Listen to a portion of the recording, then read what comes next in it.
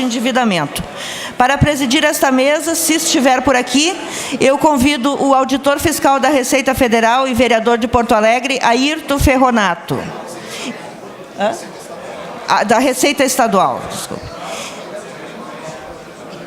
Não está por aí o Ferronato. Convido também Luiz Antônio Bins para nos acompanhar aqui no comando desta mesa. Nosso palestrante agora, para dar a visão do setor privado, é Luiz Hildebrando Pierri, presidente do Programa Gaúcho da Qualidade e da Produtividade. Programa Gaúcho da Qualidade e da Produtividade também dispensa apresentações, vocês todos conhecem, sabem o que já fez pelo Rio Grande do Sul, mas sempre é importante a gente relembrar aqui qual é o currículo do nosso convidado. Luiz Hildebrando Pierri é graduado em Comunicação Social, com ênfase em Relações Públicas pela PUC Rio Grande do Sul, pós-graduado em Ciência Política na Escola Superior de Economia e Administração de Buenos Aires, presidente do Fórum Nacional dos Programas de Qualidade, Produtividade e Competitividade, está à frente do PGQP desde a sua fundação em 1992. Pierri, a palavra é sua, vamos começar. Muito bom dia a todos. Bom dia. Imagina que todo esse tumulto acontece com apenas alguns candidatos ou presidentes de partidos na sua saída. Imagine se o governador estivesse aqui. Aí realmente ficaria bastante difícil.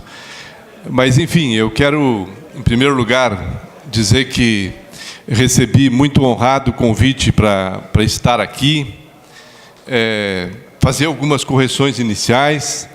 Eu não sou o presidente do PGQP, estou no PGQP desde o início, sou o seu principal executivo.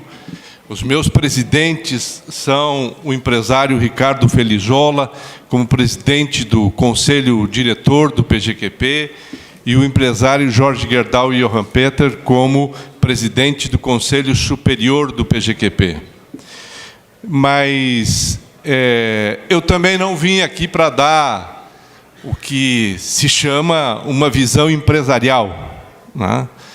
Pelo contrário, este é um movimento que nasceu no Rio Grande do Sul por iniciativa do setor público e que, naquele momento, imaginava, tinha uma concepção de promover uma parceria público-privada. Porque, naquela hora, nem se falava das hoje tão faladas PPPs, mas a gente, enquanto técnicos da estrutura de Estado, tinha com muita clareza a visão, estou falando de 22 anos atrás, de que se nós não conseguíssemos juntar, unir os esforços do setor privado com o setor público, nós não teríamos condições de enfrentar os principais problemas que temos e não teríamos nenhuma chance de resolver os problemas que temos. Mas eu, assistindo aqui o painel anterior, eu ficava pensando que no início da minha formação, eu sou de natural do interior e vim para a capital para poder estudar e trabalhar, que era necessário, e eu tinha um certo desejo, uma vontade de atuar na política. E aí comecei a acompanhar de perto, né, a movimentação de partido e até acompanhar internamente para ver como as coisas aconteciam e tal, e muito rapidamente me frustrei. Porque eu acho que, desde aquela época, eu tinha um sentimento muito presente em mim de que a gente, quando pensa algo, acredita em algo, a gente tem que lutar por isto, né, até o dia que mude de posição, que a gente também pode fazer a qualquer momento, desde que a gente venha retificar as posições e os entendimentos, a compreensão e o próprio conhecimento que se tem das coisas. e ali eu via que, na medida em que eu passava a entender o jogo, qual era o jogo, cada vez eu acreditava menos que aquilo que se estava dizendo efetivamente era algo que se acreditava. E muito mais, era algo que estava sendo explicitado em função do que precisava ser dito para que a gente conseguisse atingir o objetivo de conquistar o poder. E quando se chega no poder, a gente aí perde qualquer sentido do compromisso que assumiu, e a gente passa então, até porque está legitimado para tanto, a defender e fazer o que bem se entende, né? E aí a gente começa a assistir a cada situação que se renova e que muda, as coisas se repetindo. Então isto faz com que a gente passe a desacreditar um pouco. Passei então a deixar de militar na política e comecei a tratar da minha formação mais técnica, porque acreditava que, em sendo um técnico, a gente pudesse dar uma contribuição diferenciada. Este, então, foi a minha opção, a minha escolha e a minha trajetória a partir daquele momento. Há uns 8 anos atrás, eu comecei a conviver mais com os senhores auditores fiscais, a estrutura toda da Fazenda, e tive a oportunidade de conhecer melhor e conhecer mais proximamente muitos dos senhores. E as entidades, e acredito que é a isto que se atribui o meu convite para estar aqui, desde a criação do Prêmio Gestor Público, eu tenho estado junto, participando, contribuindo, colaborando e acreditando neste projeto, que pode sim criar um grande banco de dados de bons projetos para o Rio Grande do Sul, especialmente para ficar à disposição dos gestores públicos que se renovam nas prefeituras municipais, e que a gente possa, então, cada vez mais, através de bons projetos e tendo alguma chance de melhorar resultados no Rio Grande do Sul, que eu acho que a gente precisa muito. Então, agradecendo o convite e atribuindo a minha relação hoje muito próxima da AFISVEC e do Sindifisco, eu acredito que foi o que me trouxe até aqui. Mas eu, como técnico, não poderia deixar de usar aqui um PowerPoint, né? E já está sendo até superado essa questão de PowerPoint, mas eu acho que ainda é muito importante para que a gente possa enxergar, olhar, né, de forma visual algumas imagens, para trazer alguns subsídios, alguns insights para essa reflexão que se propõe nesse 15º encontro do Fisco Estadual Gaúcho, né? Também esta foi uma das razões do porquê eu aceitei tão rapidamente vir aqui, porque se tratava do 15º.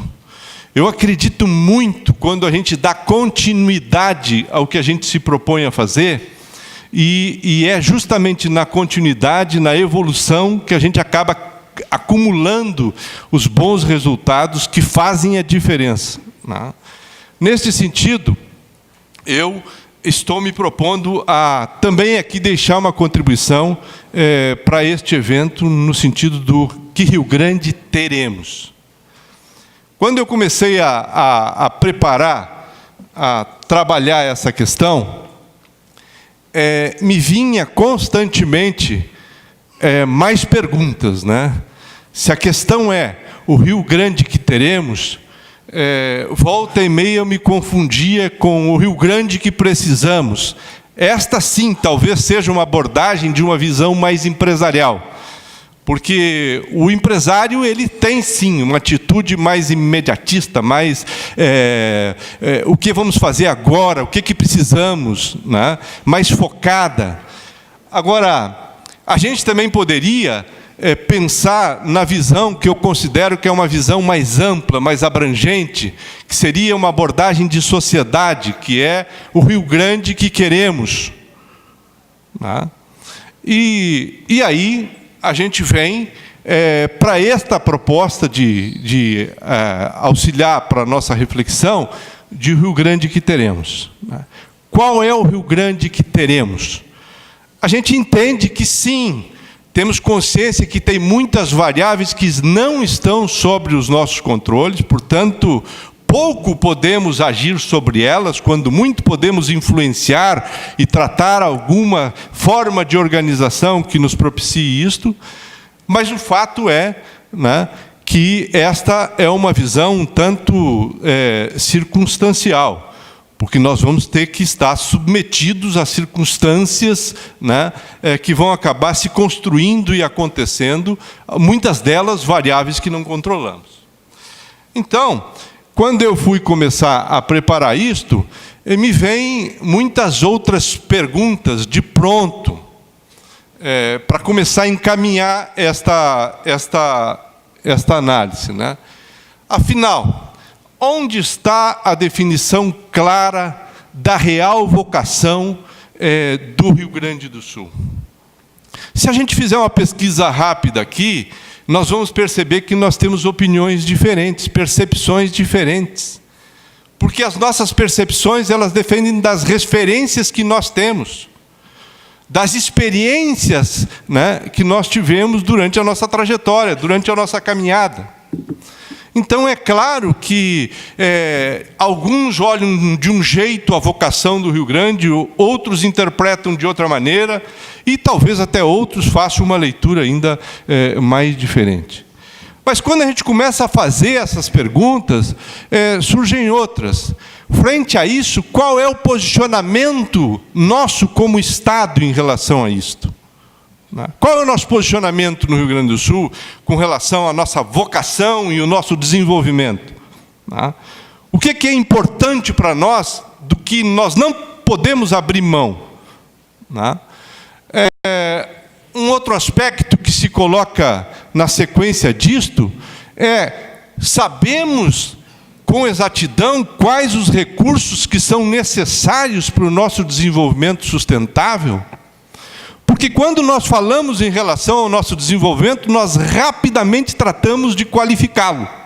E nós todos dizemos em todos os nossos discursos que nós queremos um desenvolvimento sustentável. E se nós queremos um desenvolvimento sustentável, está claro para nós quais as implicações que estão por trás disto? O que se exige de um posicionamento que está relacionado com esta questão, com este desejo, né? E aí vem a pergunta matadora.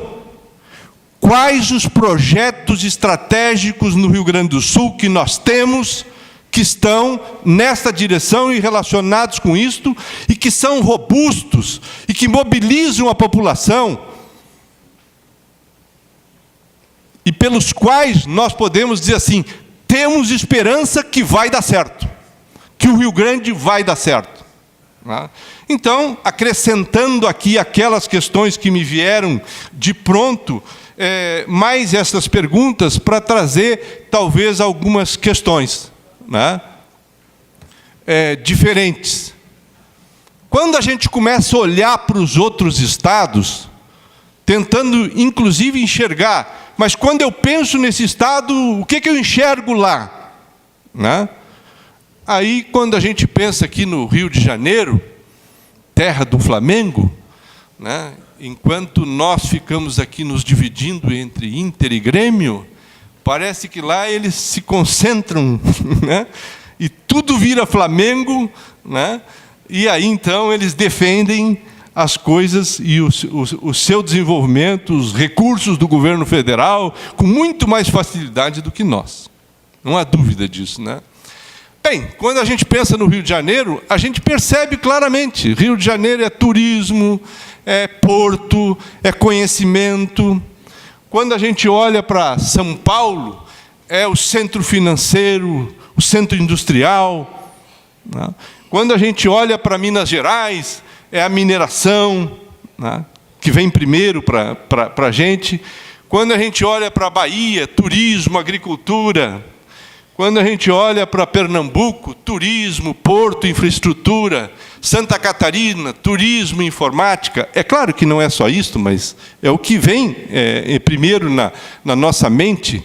E quando a gente olha para o Rio Grande do Sul, eu tive dificuldade de responder.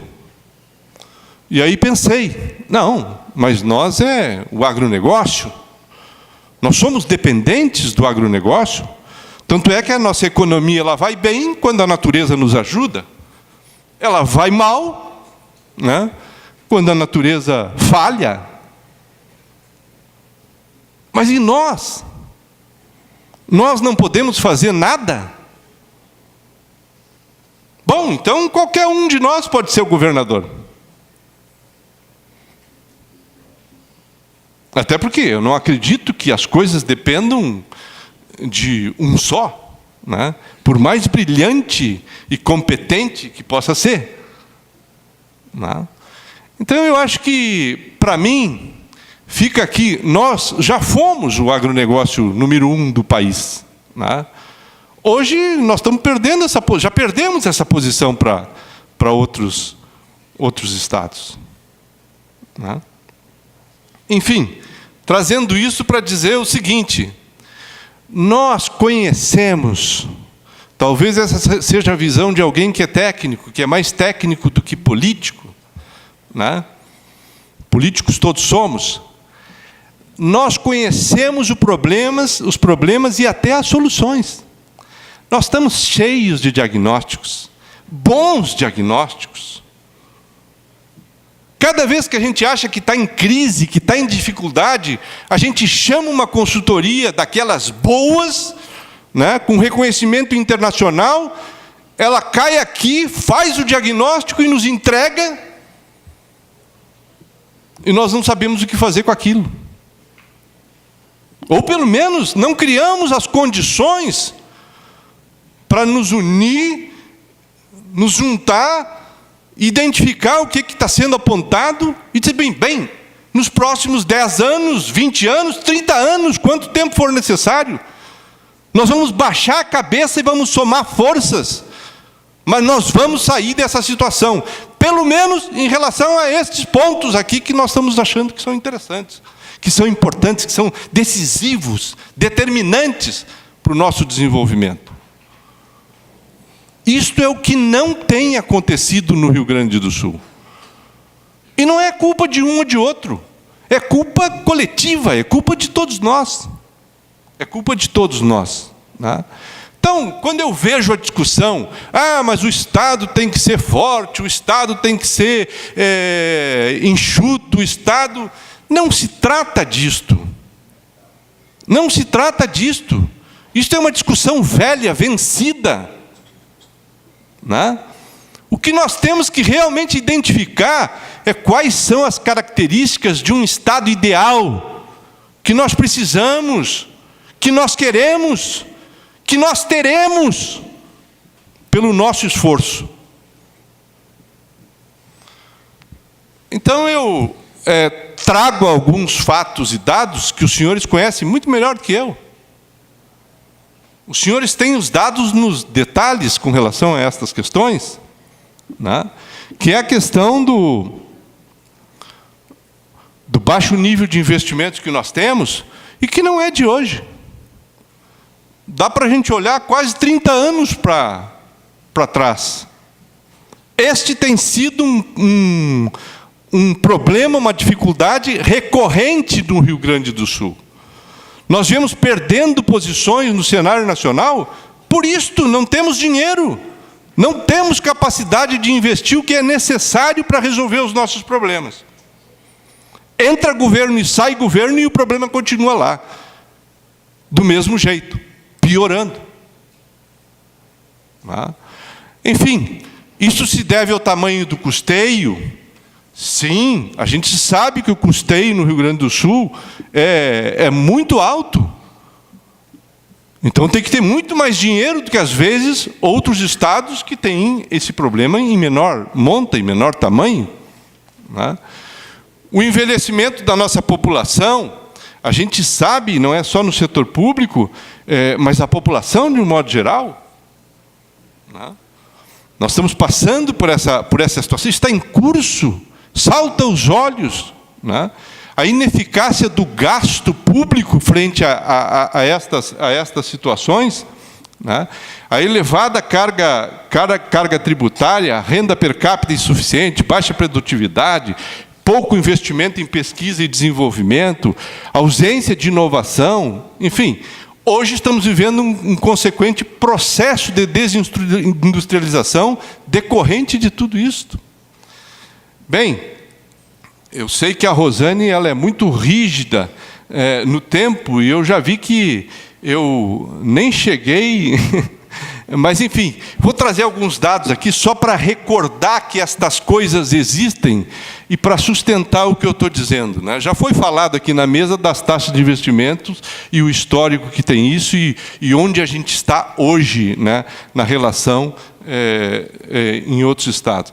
A questão da nossa inequação orçamentária do Estado, né? Onde é que está cada ano que a gente termina com um déficit potencial, porque as despesas são maiores que as receitas. Né? E a gente acompanhou bastante isto. Né? A pirâmide etária do Rio Grande do Sul, para deixar claro aqui no que a gente se baseia para dizer que o Rio Grande do Sul está envelhecendo com relação à idade da sua população, né?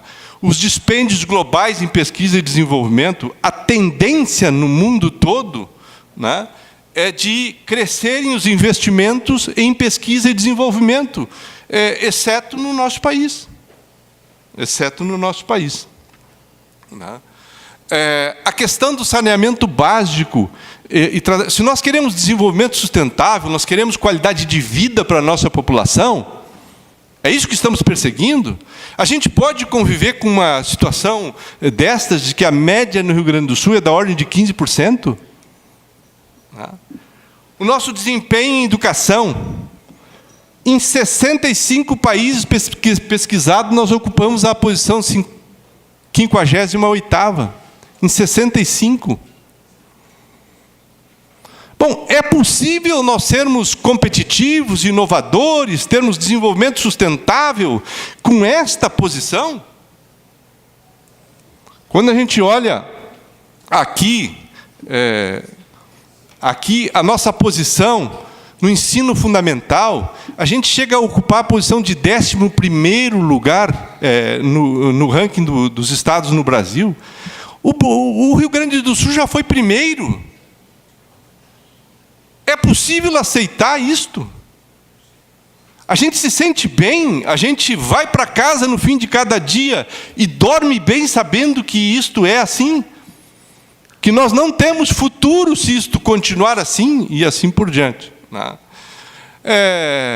A queda da participação do Rio Grande do Sul no PIB, a gente até teve um bom desempenho recente, mas vamos olhar num longo período, como isso tem se comportado. Né? A questão de peso que temos do déficit previdenciário.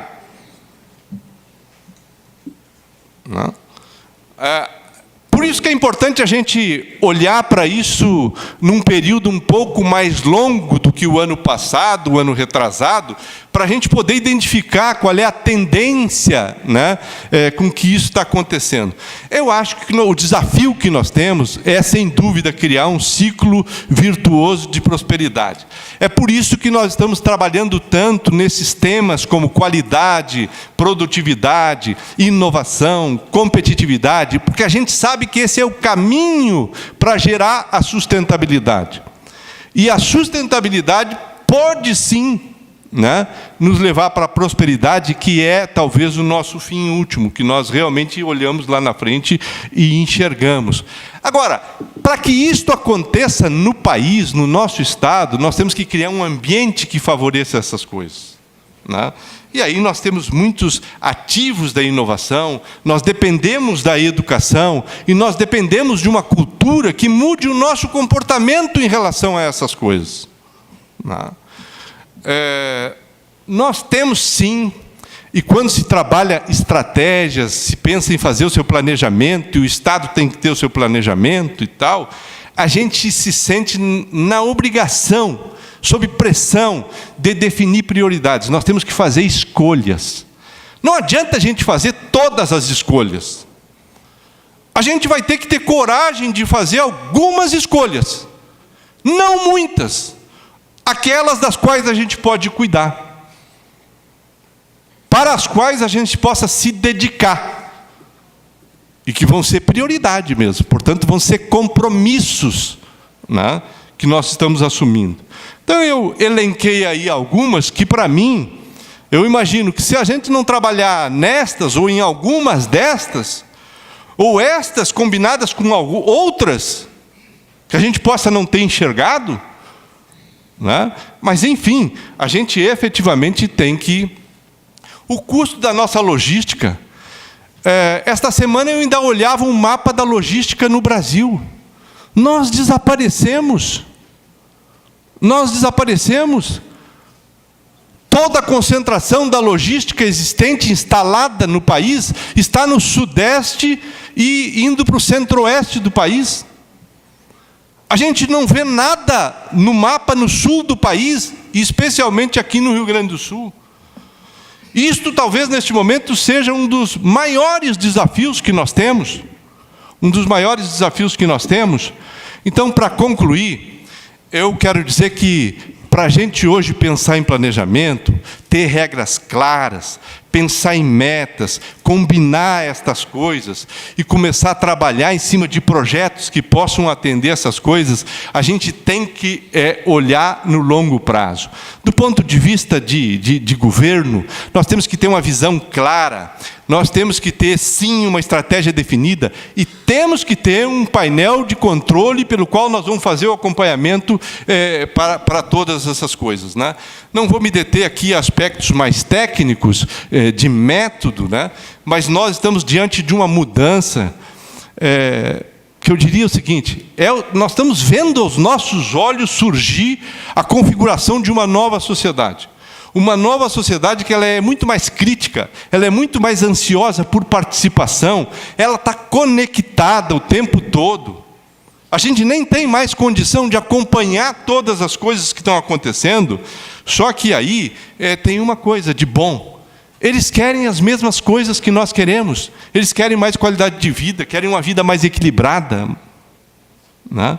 Então não há conflito de gerações neste momento. O que diferencia esta era que nós estamos vivendo de qualquer outra era. Só que esta é uma era de mudança que alguns, inclusive, já dizem o seguinte: olha, nós precisamos de fazer mudança, porque esta já não é mais uma época de mudanças. Esta é uma mudança de época, né, que está nos exigindo coisas muito diferentes. Por isso que eu quero concluir dizendo o seguinte: para mim, os problemas do Rio Grande do Sul, para nós do PGQP, os problemas do Rio Grande do Sul já não são mais questões de ordem técnica. Isto está tudo disponível, facilitado. Nós conhecemos, né? Os problemas no Rio Grande do Sul são de liderança. Né? São de liderança. Nós precisamos de líderes de outro tipo, com outras competências, com outro nível de conhecimento sobre os nossos problemas e com uma vontade e uma coragem muito grande de fazer as coisas acontecer. E fazer conosco, né? Fazer conosco, porque ninguém, por melhor que seja a composição de governo, consegue mudar as coisas se não juntar a sociedade, se não envolver a cidadania, se não conseguir dividir as tarefas, né? Porque nós temos muitas coisas que cumprir junto. Eu chamo de um líder com estas características de líder sensível, que tem um conjunto aí de atributos, né?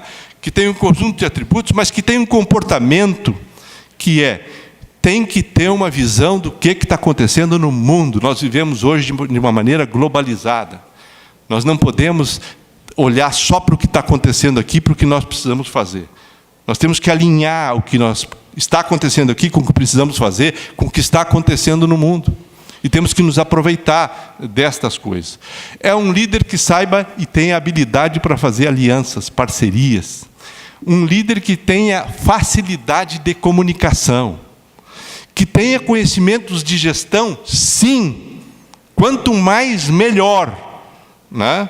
Agora, sobretudo, que tenha capacidade e disponibilidade de aprender sempre. Porque, por mais que a gente saiba, se a gente não dominar, não aprender, não estudar as coisas novas que estão surgindo, todos os dias e todas as noites, no dia seguinte a gente não sabe mais direito como é que vai fazer. Né? Então, quero agradecer mais uma vez, muito obrigado. Ultrapassei aí alguns minutinhos, o tempo esgotado. Né? Muito obrigado pela atenção dos senhores.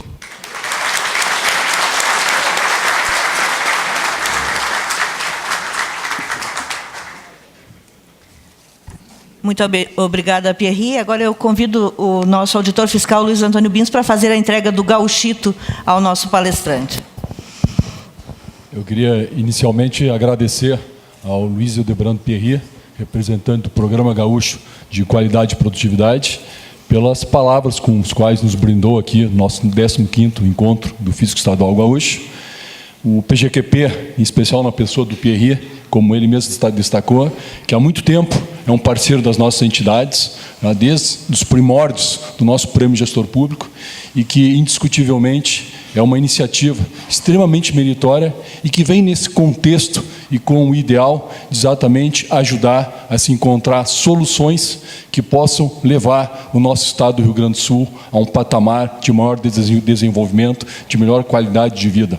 É nesse sentido até que, talvez, confirmando tudo aquilo que foi objeto do nosso primeiro debate, nós vamos ter um ano bastante propício para que se possa discutir questões relevantes e talvez se começar dando continuidade a tudo aquilo de bom que já construímos ao longo dos últimos tempos, mas iniciar também processos de mudança que possam recolocar o Rio Grande do Sul num patamar no qual ele realmente deveria estar, como esteve em tempos passados. Então, queria agradecer o Luiz Pierri pela sua participação, pelas palavras com as quais nos brindou, e entregar para ele o diploma pela participação e também o nosso troféu Gauchito, que bem representa aqui a importância da participação dele e do PGQP no nosso 15º Encontro Fisco Estadual Gaúcho.